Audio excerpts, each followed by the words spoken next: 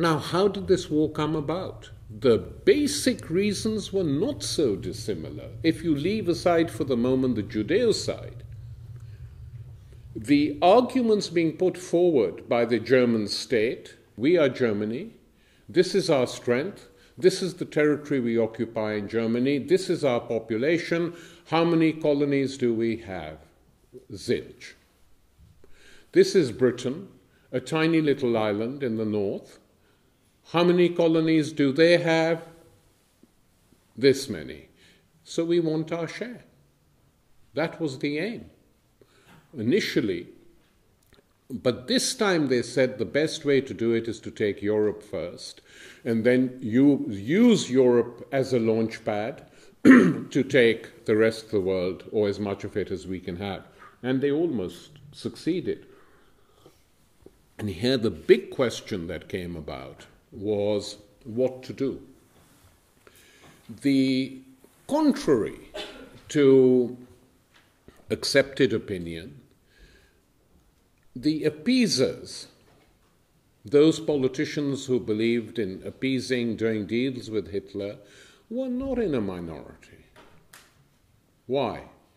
There was a huge feeling on the left in this country. I mean, the Peace Pledge Union had, I think, got 5 million signatures against a new war because they remembered the First World War. The Labour left, not keen on a war at all. And the Labour Party as a whole, not keen on a new war because they knew who would suffer.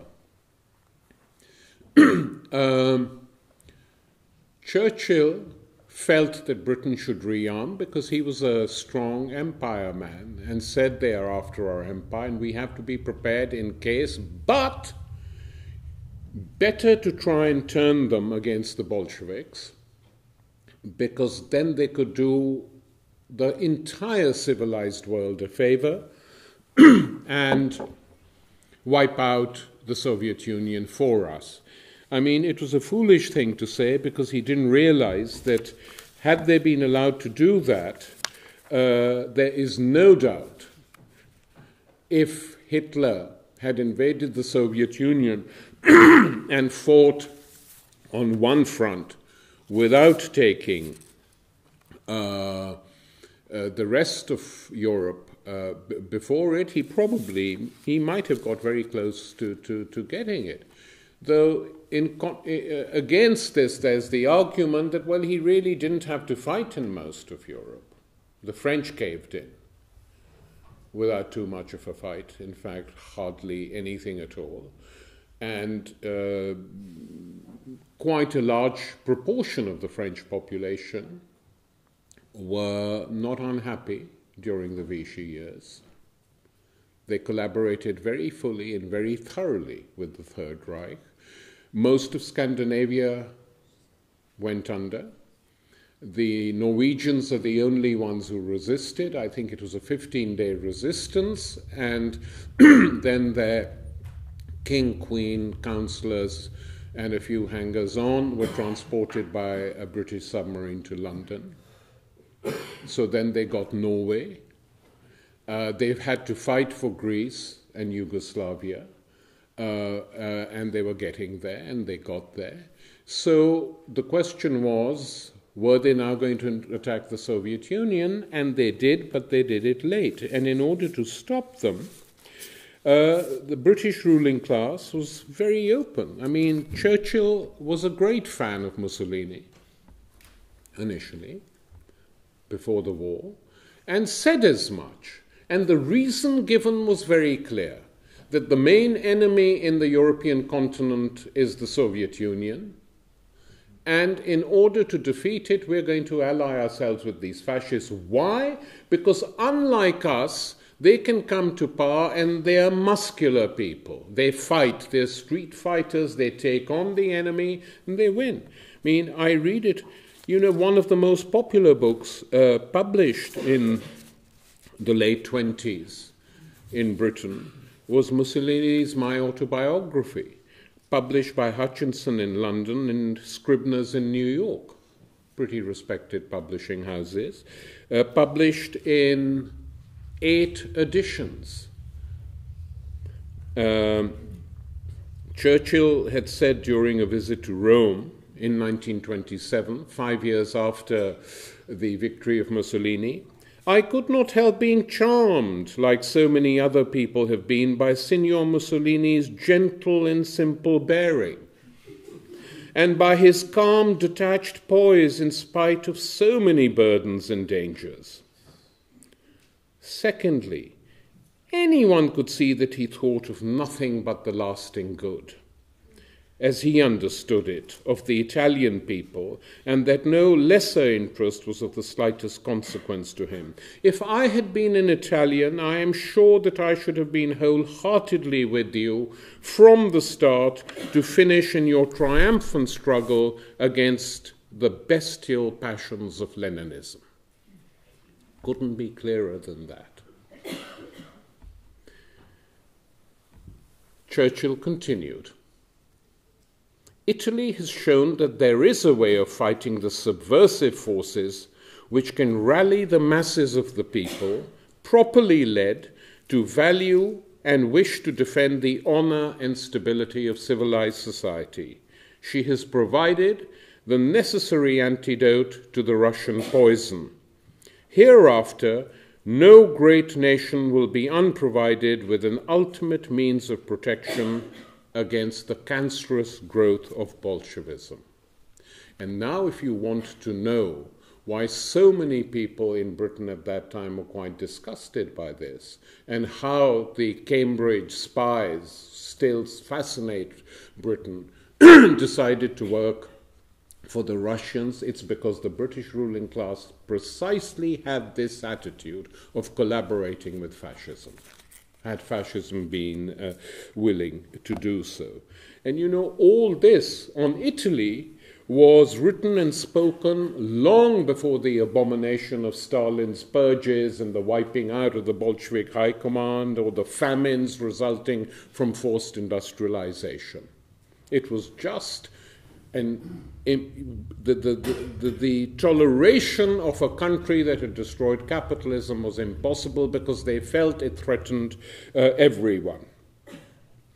And Chamberlain, Halifax, Butler, the politicians of appeasement who were later vilified, were far more representative of the Anglo-European elite than those who hurriedly changed their minds at the last moment when they realized that Hitler would neither agree to an equitable sharing of the continent and its colonies or oblige London by attacking the Soviet Union before taking the rest of Europe. At the same time, Japan and Italy, which had fought with the Allies in the First World War, were being cultivated. When the Japanese occupied Manchuria, threatened China, there was some argument in the House of Commons, and the British Secretary of State for India, L.S. Amery, in 1933, when asked, "What about Manchuria?" replied in Parliament, "I confess that I see no reason whatsoever why, either in act or in word or in sympathy, we should go individually or intentionally against Japan in this matter. Japan has got a very powerful case based upon fundamental realities. Who is there among us to cast the first stone and to say that Japan ought not to have acted with the object of creating peace and order in Manchuria and defending herself against the continual aggression of vigorous Chinese nationalism? Our whole policy in India, our whole policy in Egypt stands condemned if we condemn Japan." Well, at least he was honest. But, I mean, you know, it's true. He was saying we're an imperial power. We behave in the same way. The Japanese behave in the same way. Who are we to attack them? Very different from today's rhetoric. Then on the eve of the Second World War, Churchill's book on his essays on his contemporaries were published, in which, in a new edition, he had not taken out his praise of Mein Kampf and Hitler, and said that the story of that struggle, this is Hitler's struggle as reported in Mein Kampf, The story of that struggle cannot be read without admiration for the courage, the perseverance, the vital force which enabled him to challenge, defy, conciliate, or overcome all authorities or resistance which barred his path. I have always said that if Great Britain were defeated in war, I hope we should find a Hitler to lead us back to our rightful position among the nations. This is in his essay, Great Contemporaries, and this was the edition published in 1939.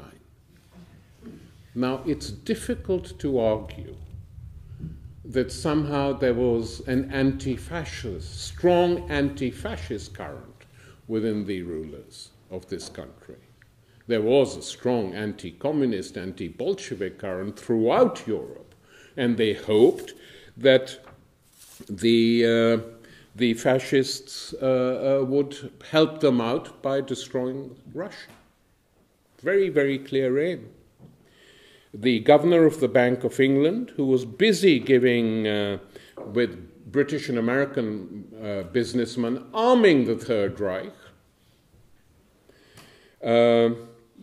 the governor of the Bank of England said British loans to Hitler should be seen as an investment against Bolshevism.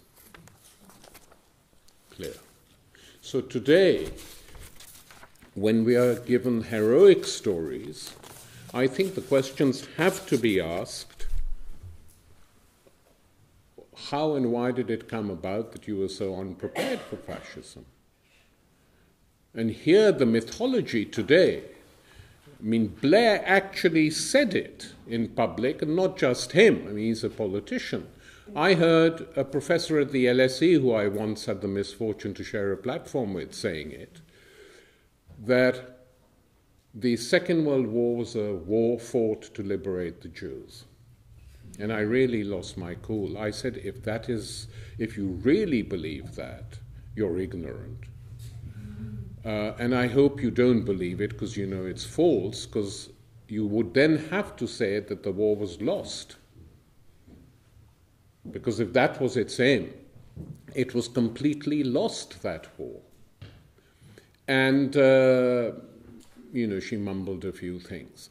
But the reason all these things were being distorted is because we are in a period now, in the early years, the first quarter of the century of the 21st century, of numerous other wars. And so the distortions of the First World War changing very sharply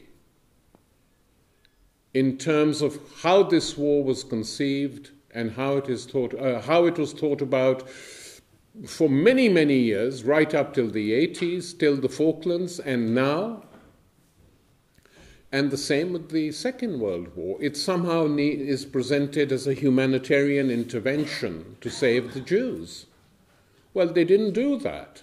Not only didn't they not do that, when they were told that this is where the camps are, all it requires is a few bombers to go and destroy them. This is what the Jews and the Jewish organizations are asking for. The reply was given, we are busy bombing other places, we can't spare the planes. What were they busy bombing? Civilians in Dresden. Civilians in Hamburg. So a few planes couldn't be spared to go and bomb the camps.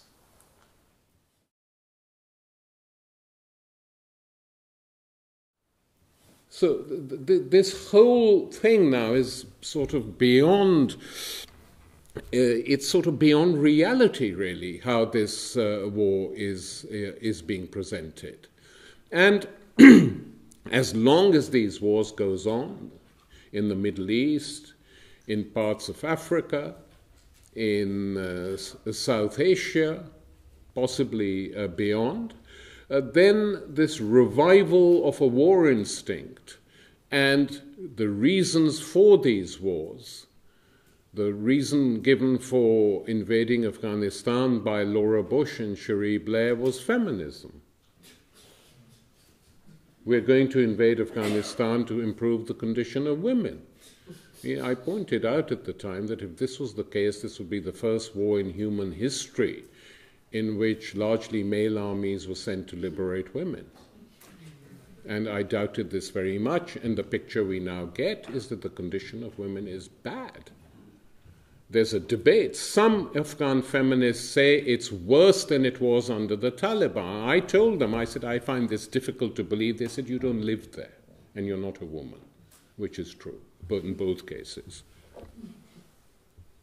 And they say it's just terrible that the amount of rapes have gone up, that since the Western armies occupied, large numbers of women have been driven to prostitution, and they name it, so many brothels in this city, so many here, so many there. The situation is not that different from Bosnia.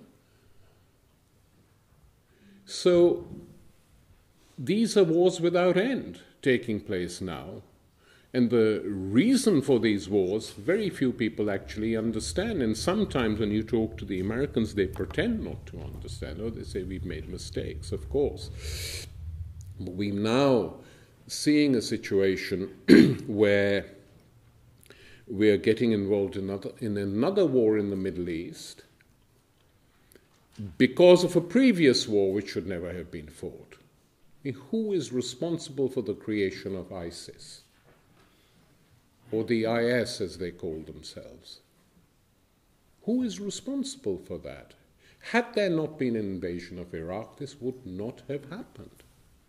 It was the invasion of Iraq. It was a division of the population by design, Shia versus Sunni. It was the backing for the Shia clerical parties which the West supported to wipe out Sunnis, drive them out of Baghdad, disappear them. Patrick Coburn's reporting on this, by the way, has been pretty excellent. And that created this Sunni revival, because the thing about these ISIS guys was it's not their fancy dress which frightens me. What is frightening is the fact that they can go into a Sunni town and the population welcomes them because they see them initially as a release from Shia oppression backed by the US and the West in that particular country. And it's completely out of control now. Libya, meant to be another good war. We just got rid of a dictator. Well, if you look at Libya today, it's virtually finished, divided, destroyed. One city is controlled, believe this or not, one city is controlled, a coastal city, completely by ISIS. Tripoli is under the domination of Al-Qaeda, militias loyal to Al-Qaeda. Misrata and Benghazi are controlled by various other jihadi currents of one sort or the other. And this is what NATO did, bombing that country for 6 months. And I asked a Libyan dissident just a few weeks ago, I said, could you explain, if the whole population was for getting rid of Gaddafi, how come the NATO planes had to bomb that country for 6 months and kill tens of thousands of people? And he said what happened was the people were against Gaddafi. He said there's no doubt about that at the beginning. They were against Gaddafi. But then what happened is that when the Qataris began to come in, when British and French commandos began to come into the country, many tribes said we don't want this again and turned against them. They didn't become for Gaddafi, but they turned against the foreign entries into our country, and these are the tribes they had to try and destroy before they could impose a government. But they haven't even succeeded in imposing a government.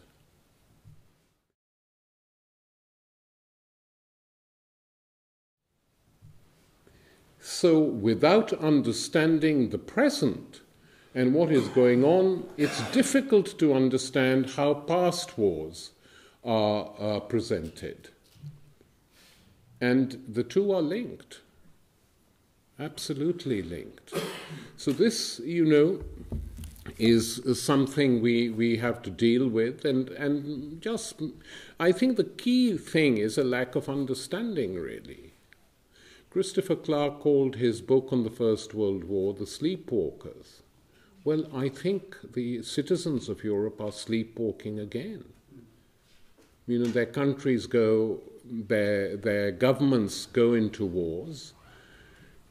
The media effectively carries out propaganda to get people whipped up.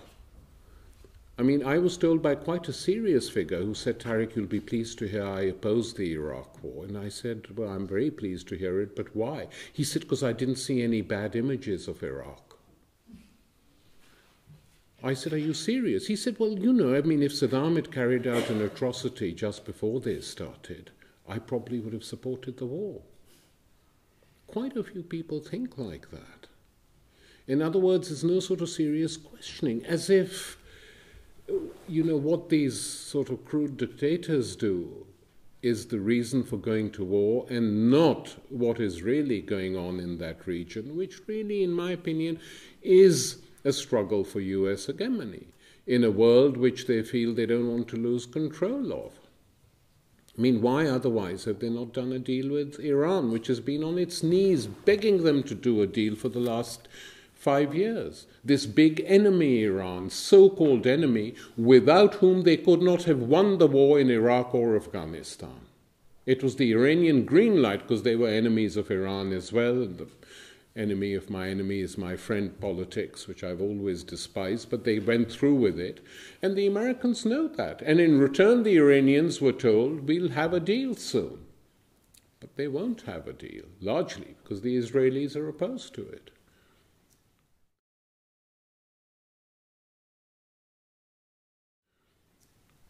So, no one, I think, if told on New Year's Eve in 1999 that the next century was going to be a century of continuous wars, small wars, no one would have believed it.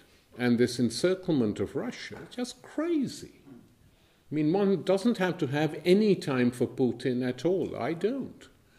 But you know, you promised the Russians when they brought down the Berlin, they agreed to the reunification of Germany, that NATO was not going to move eastwards. Gorbachev asked them 3 times, this is definite. They said yes. Barely, you know, had the words been spoken when they were incorporating Eastern Europe into NATO and then moving on to Russia's borders in the Ukraine, the encirclement taking place. Why? What possible reason could there be? It's true you don't agree with the Russians at the moment. They're a capitalist country. They don't threaten you in any way. The fact that they won't do your bidding on everything has made Putin very popular in his own country. So these completely irrational policies, and thoughtless often, it seems, are carrying on. And the strategic thrust of the United States in the world, it's very difficult to analyze because it varies, it's contradictory. They do one thing that then creates 3 or 4 other problems. And the late Ernest Mandel used to argue that the Second World War was 5 wars. The war against Nazi Germany, the war of colonies for their liberation against the Japanese in China, the liberation wars against the imperial powers who were trying to cling on to these colonies, etc., etc. And we now have a situation where virtually every continent is engulfed, with the exception of South America, touch wood, which is engulfed in huge wars. South America, the bulk of it, has chosen the other way, to transform their countries through massive victories in democratic elections, time and time and time again, because the leaders they elect actually do something for the poor. So that is, in some ways, a model for Europe.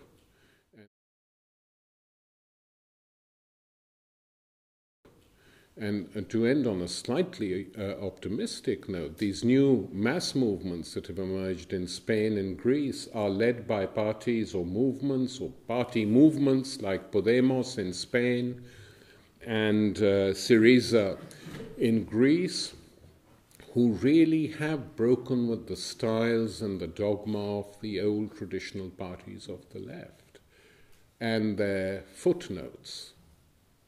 The small sects. And Podemos now has leapt from nowhere to become the party which is leading in the opinion polls. If there's an election, it'll be the largest political party in Spain, wiping out the extreme center. Just wiping it out politically. In Greece, it looks like similar things are happening. In other countries, movements arise, but have not gone in the same direction. And what is interesting to me is that both Podemos and Syriza, the central leaders of these movements, have paid many a trip to South America. The two Podemos leaders, one is very close or was very close to Chavez, and the second is very close to Morales and to Linares, the two Bolivian leaders. And they learn a lot from them. And the South Americans are very staunch in advising no adventures. Do it carefully, win the people, win the elections. Once you come to power, do A, B, C, and D if you can, to show people that these things are possible again. And not to show people that everything's impossible, we all have to be neoliberals for the rest of our lives. And these movements are now catching on. Italy, which is in dire straits, country which had the largest working class party and movement in Europe, the Five Star led by this clown, I mean literally, Grillo, is all over the place. Appalling on immigration, his line is no different from Farage. Quite a few right-wing people in there. So it's a very mixed bag. Obviously, there's some good people in there too, but it's going to explode sooner or later. And in the rest of Europe, things are not looking that good. You know, I mean, the European Union is in a big, big crisis, as everyone knows. But at least in parts of the world, and now in Europe, some basic fight back against, not just on social grounds, but on political grounds, is beginning. When senior German academics like Wolfgang Streeck are saying that what we are seeing effectively is a very severe hollowing out of democracy, that it's becoming more and more authoritarian. And it would be nice and necessary, actually, as these groups in Greece and Portugal, some in Portugal, mainly in Spain, are saying that we are the ones who are going to revive proper democracy in Europe again. You people are letting it go under by your behaviors, by your wars, by your austerity plans, by your attacks on the poor, by trying to compete with the most right-wing forces in society, etc. We are the ones who are going to bring a radical democracy back into the lives of ordinary people. And we are doing it from below, not just from the top. And that thought, I think, would have pleased Raphael. Thank you.